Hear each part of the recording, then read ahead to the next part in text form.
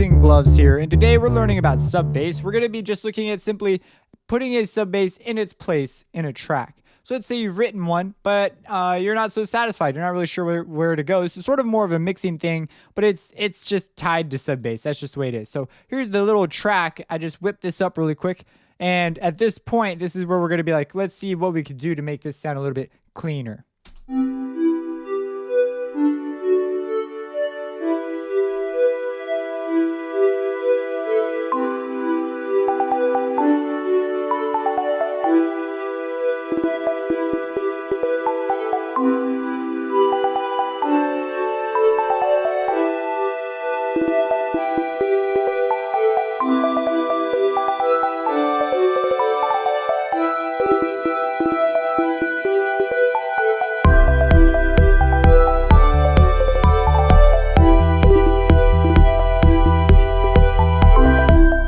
So right after that ends because I was like, cool, I got my part.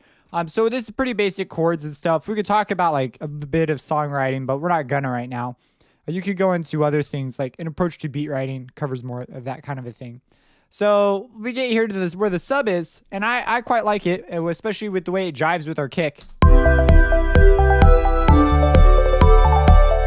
It's like, you know, we just reached a little jam. There's not like a big impactful, like, bam, here it is. It's just like oh yeah, everyone just would like start, if you were in an elevator and everyone was sitting there, when this part came on, you'd see people's heads start nodding. Like, I've got them underneath like my spell.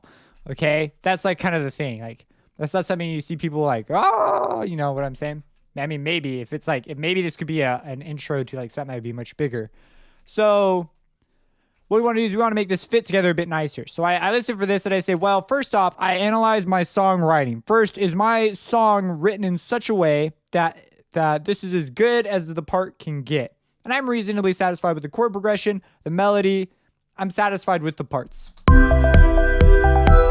lot of people skip that step. They listen to this and they might have a terrible idea. Like I've been sent tracks where people have these blaring whole notes that just are like, this does not sound good as a song, and you're gonna try and mix it. Like, I'm sorry, you gotta fix it. You gotta fix that first. Then we can talk about maybe doing some mixing. So always look at that first. It's a very common new person mistake. And if you're not sure how to even do that, then you're just gonna start off by working on bad stuff. That's what I did. And then as you get better, you'll all of a sudden mixing will mean something more to you than just trying to figure out how to make your stuff that sounds bad sound a little bit better, even though it's still pretty bad.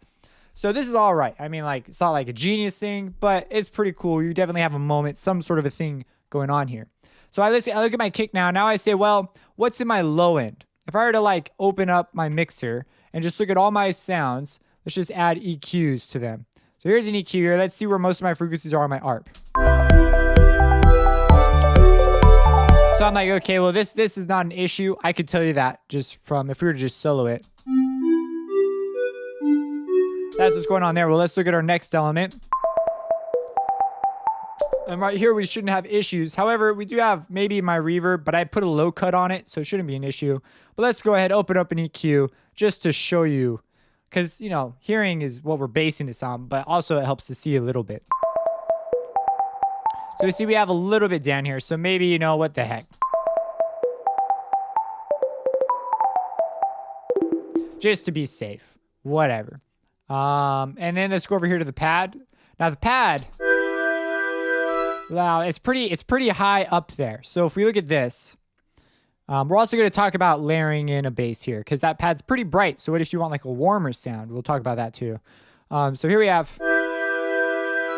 So it's completely out of the way of anything down here. So that's when I say, is your songwriting as good as it could be? These things are all working together in their own way up top and leave complete room for the sub bass and drum to do their job. Our brain does not have a hard time figuring out what's going on. And that's one reason why it works the way it does. And then over here we have our sub bass, which if we look at this, I'm running it through a wave shaper. We're not really going to talk about this. But the wave shaper, we'll talk about wave shaping and other nonlinear distortions a bit later because I want to do it properly. But basically, you can think of it just as it makes my sound brighter and cut through the mix. Like if here it is with it, adds a couple of those few overtones. Without it, sounds like this. quite a bit more dull. Let me play it again for you. So here it is without and with. It is quite a bit louder, but it's also adding some additional upper harmonics, and it overdrives it in the way that I want. Oftentimes, if you get analog emulations too, they work really well for stuff like this. So let's go ahead and grab an EQ again. And just look at that. So we see there's quite a bit going on down here, actually. So we may even consider thinning out some of this in the mix, having just maybe not like cutting it out like specifically, but having like just a general floor at around 25, 30 hertz. I have tacos stuck in my teeth. And just having a floor down there, because that's just going to sound like, that's just going to be like your speaker like flailing around like a fool. So you don't necessarily want that in your track, especially if you play it over a large system. You might be like, oh, I'm so excited to hear this thing, only to hear that the low end of your track is now audible and it's not that great. So we might consider doing that. But other than that, we see it's quite out of the way. And if we look at our kick here, let's see. Now you see, I've done quite a bit of boosting here. And now this is the creative stage. So I do not care about headroom. I do not care about most things that have to do with mixing. But now we're doing mixing. So now I might come in here and we're going to mix to a pretty high level, because we're not going to do like a proper mix down right now. But you see, I'm just reaching the top right here. So we're peaking at a little over 3. So we want to be careful about this. We don't have that much headroom. But I think we've already established sort of a balance. You see my kick is largely being shown through the high end. And then when the low end of the kick comes, it works to add sort of a syncopated rhythm with a sub bass. So it works together as a rhythmic idea. If we just look at this. Now we could try lowering this, and we would have the sub bass take over the low end almost completely. And we could even remove it some and let the sub bass rhythm rule. And these all create various feelings. A lot of times when we listen to what an EQ does, we sort of hear it as I'm going to make this cut and leave it there for my whole song. That's a really dangerous move. You may consider having it like this at the beginning of your track. And then when the drop comes in, bring that up a little bit. Find a spot you think it really works well with the kick. Maybe even find a spot if you have an EQ that supports where the notes are. You could find a note boost in the EQ that is not, let's see if, I don't believe FL's does, but I know I have one that does do it. If we just open up like a ozone EQ, we could see the notes. And so if we find just a note, or we still have hertz values, gosh dang it. Is there a way to see the note? All right, to the M audio, not M audio, to the M EQ, Melda. M equalizer. So this one does. There we go. See, here we go. We could see the note here, A1 or whatever. So we could say like, well, if I'm in the key of A, I'll probably have it on like an A. So I could find a nearby A and boost it. We want an A1 probably, G sharp A. So if I'm in A, I could have it right there, but maybe have it like, 8-cent sharp or something that's not too noticeable, but will allow the kick to come through and let other things ring out at the in tune frequency, because the kick's not necessarily a sound that has a strong pitch center. Other people prefer to leave the pitch where it is and do like tricky stuff with panning, and some people just don't do anything. It just depends on how you want to roll. I think that having those small offsets, both panning or the tuning, can make quite a large difference in the long haul of the overall balance of a track. Because you're allowed to bring other stuff up a little bit louder that you wouldn't be able to do otherwise. So, especially with the fact that if you have a kick that has a pitch bend going down, then you have even more options, because now it's not set on a specific tone. So by boosting a specific frequency to add a moment where your ear can sort of place it is a really helpful thing. But there are other reasons why that might be a terrible idea depending on the track you're working on. So, everything in its context, but there are some ideas. So anyways, I just wanted to point out like, okay, we got this going on. Now we might go over to our bass and say, well, let's look at here. I'd say I'm boosting at 74 hertz. So it makes sense for me to come over here to my bass and say, okay, 74 hertz, it's one frequency. And so why not just remove it a little bit like that? And then also this low end stuff is just a bad idea to have hanging around. Probably have a floor. In fact, for this, there's a free plugin called TDR Nova, which has an excellent high pass filter. And it's totally amazing. There's a paid version, and this is the free one. And so if you come in here, we could have a 72 dB, a stagger, like that's a wall. However, you will have a large phase shift. So if we're going to do this, let's first check and see how it sounds. I actually think it does a great deal of good with the phase shift. If we turn it off. It sounds like quite a bit louder, actually. Isn't that like, it's kind of weird how phase shifts work. So there it is with it. Here it is without. With.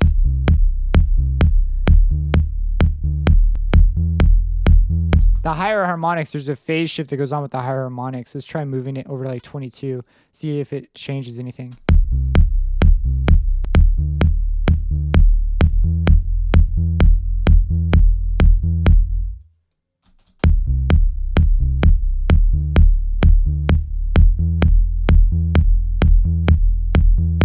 Yeah, so just clean up the low end a little bit. Maybe pick a less steep cutoff just to reduce the phase shift.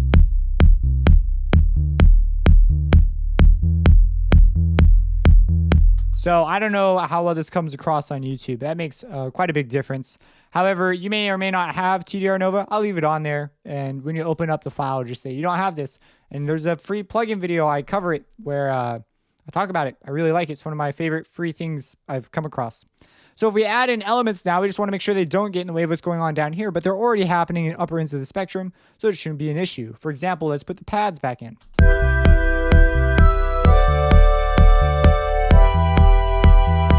Now let's try adding in our little pluck lead.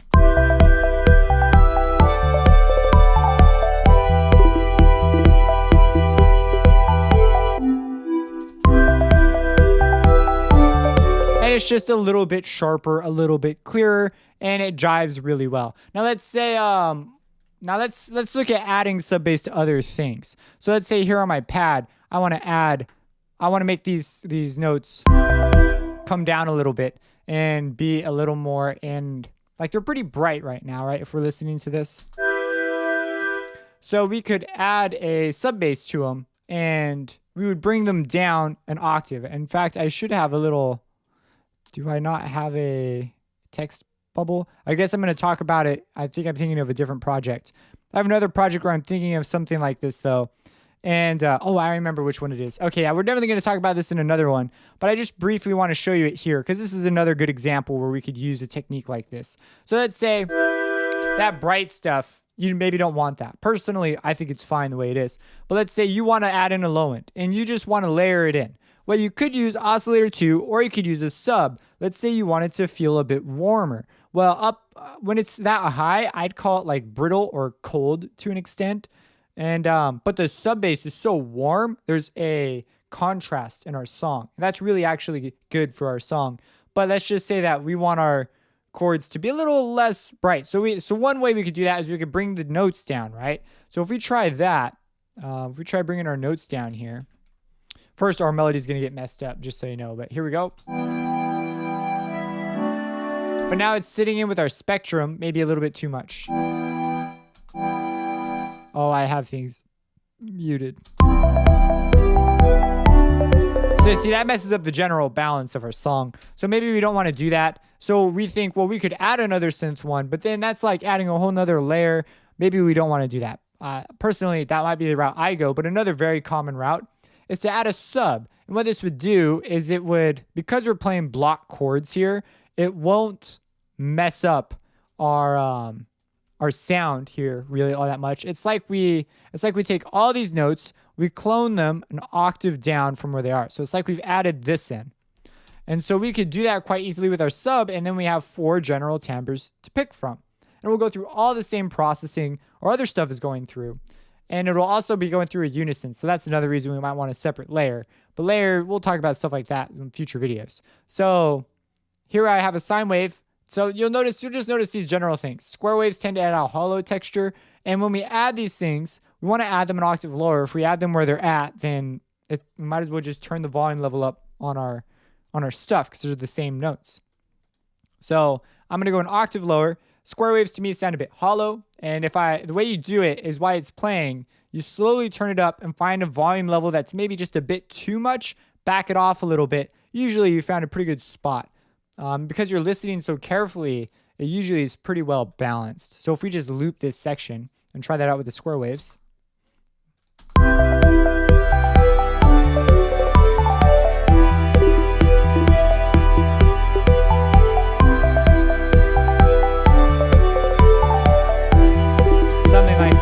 Something like that. Who knows? We could try with the saw waves.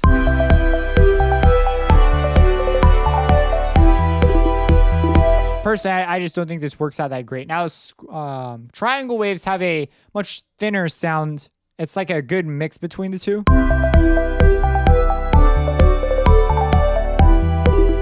We do have like a filter also acting on our sound here, so it's not a completely fair representation, but you see this sounds quite a bit warmer.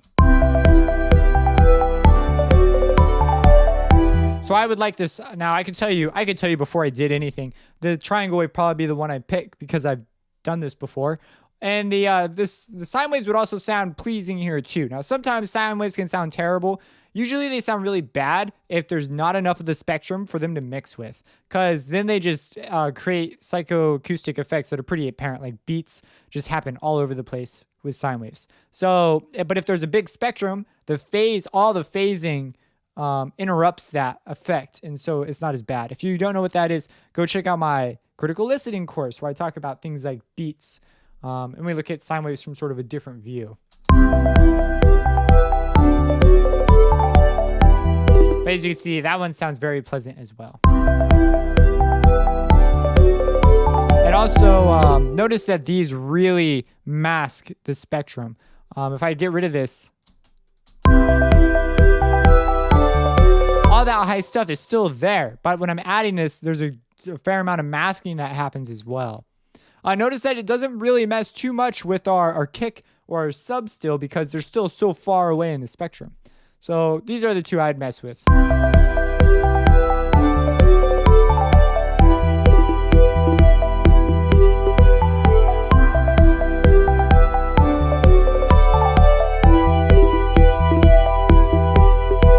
Now with these, you could, okay, so before I said why boost at the octave if you're going to do that. But if you're looking at it from a layer perspective, that comment could be taken another way. You could say, well, I'd want to because it'll create masking effects that will bring down the high end by comparison to the low end of the spectrum. What do I mean by that?